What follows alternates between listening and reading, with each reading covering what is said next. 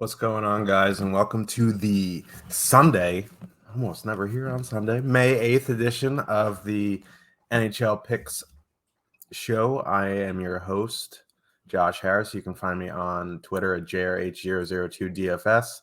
We are sponsored by Prize Picks, and happy Mother's Day to all the mothers out there, even Sidney Crosby's mom, despite raising a very dirty hockey player who's in the ref pockets. But that's neither here nor there.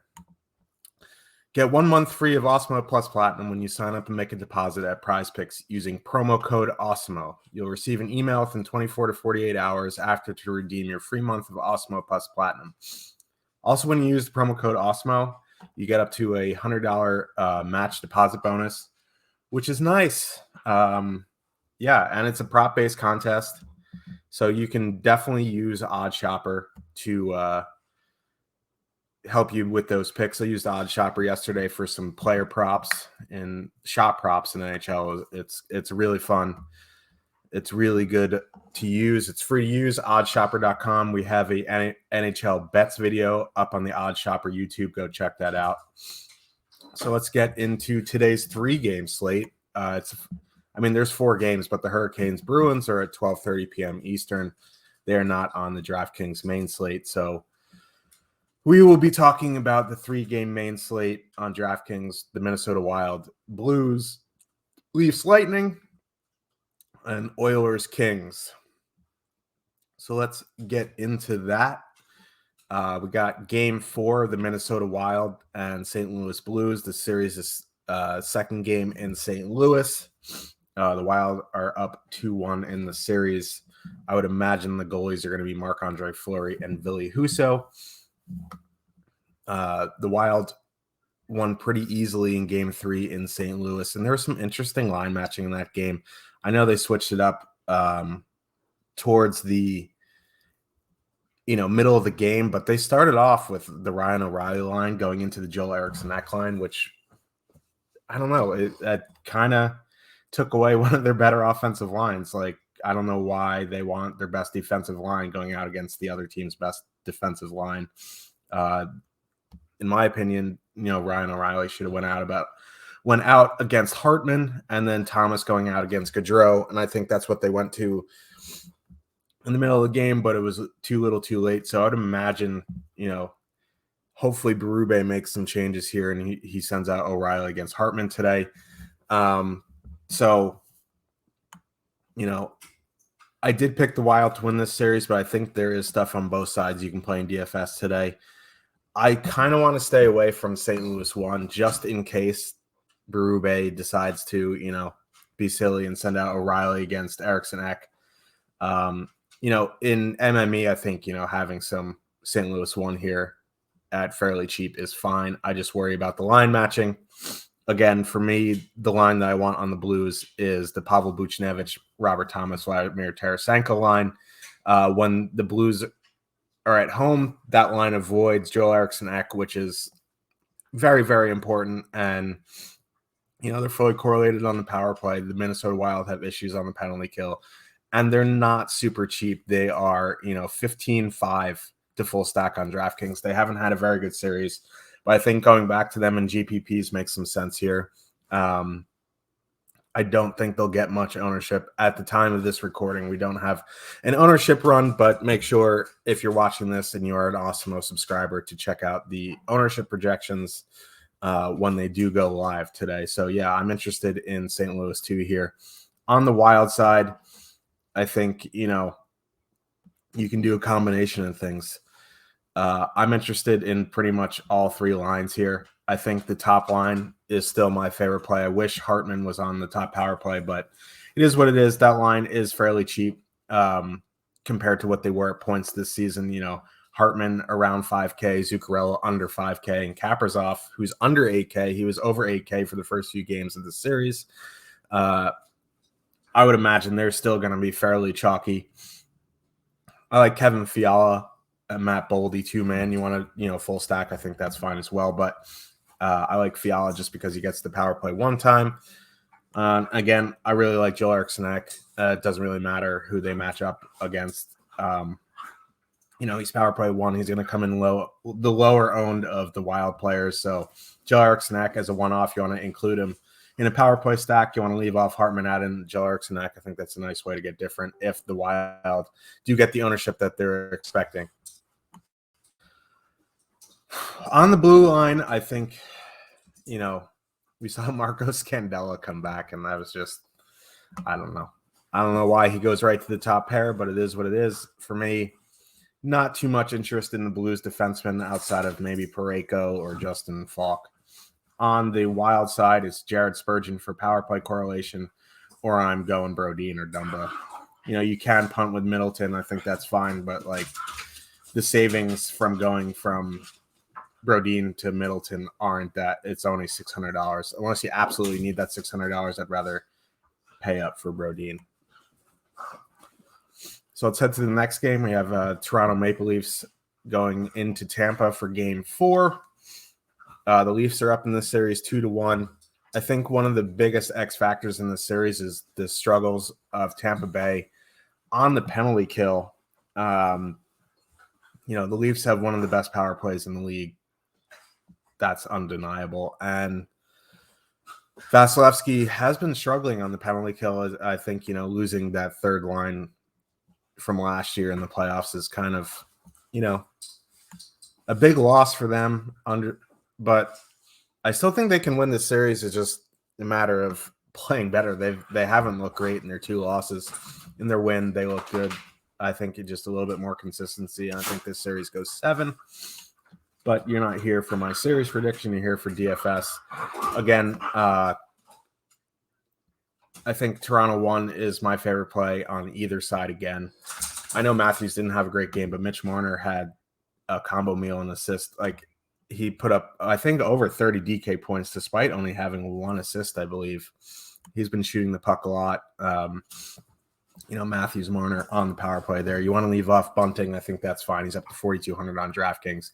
You could put a Nylander for 5,100 or John Tavares for 5,500 to make it a power play stack and call it a day.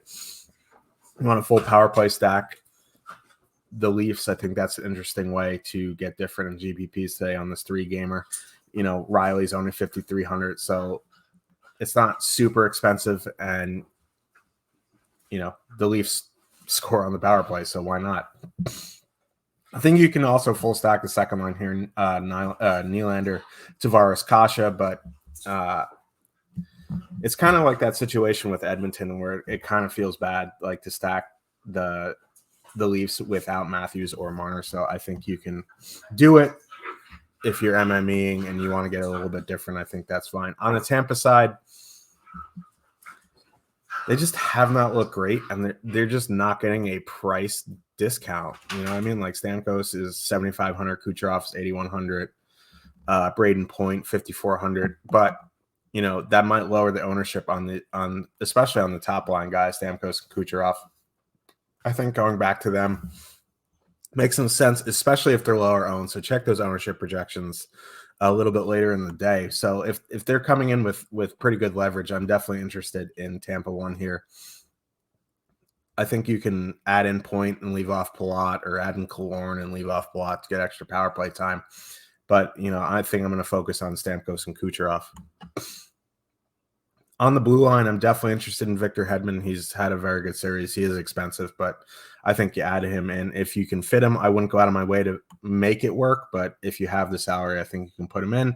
Same for Morgan Riley. I think you put him in if you're doing anything stacks-wise with Toronto. And if you need to punt, I think Chernak or McDonough are solid punts. On the Leaf side, I think Lyubushkin or Jake Muzzin make some sense as well.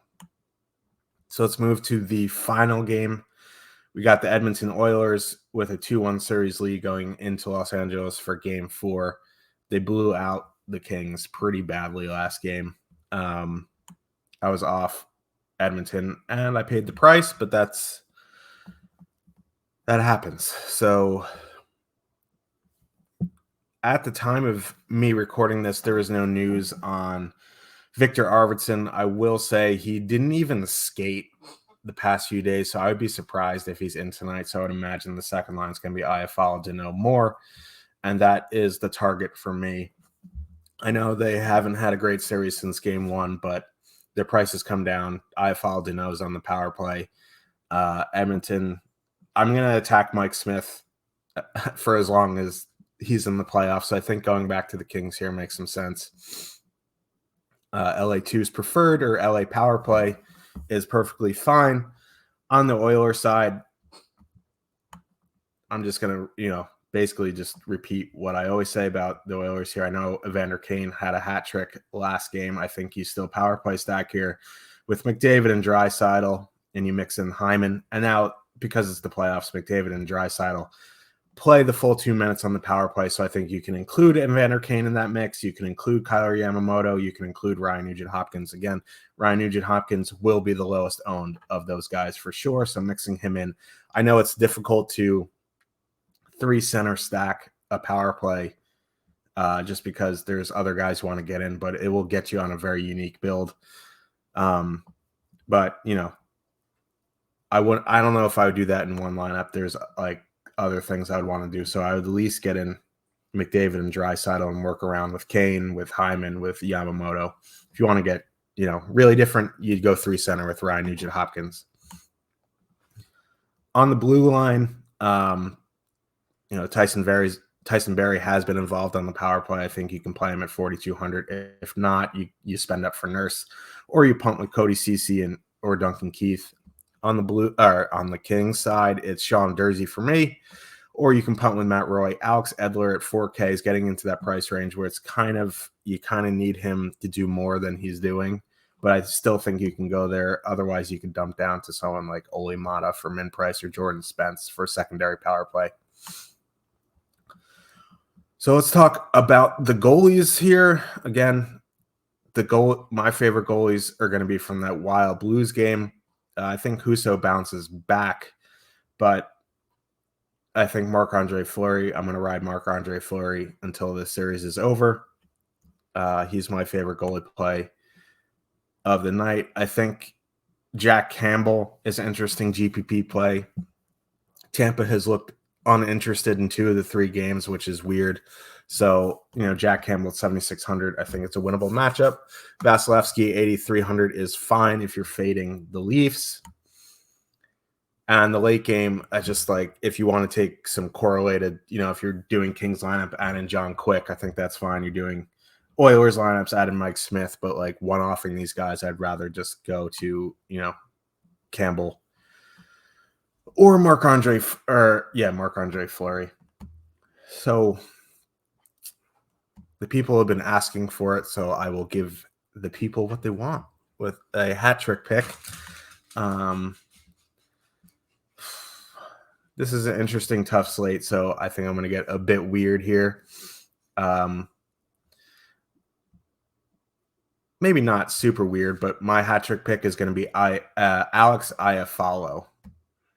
So that will wrap up Sunday's Mother's Day edition of the NHL's picks video. And remember, we are sponsored by Prize Picks. Promo code Awesemo gets you a whole gaggle of good stuff. So go check that out. Prop-based contest. Go check out the Awesemo or the Odd Shopper YouTube channel for the NHL best bets. And I will be back tomorrow, Monday, for tomorrow's video. So good luck, everybody.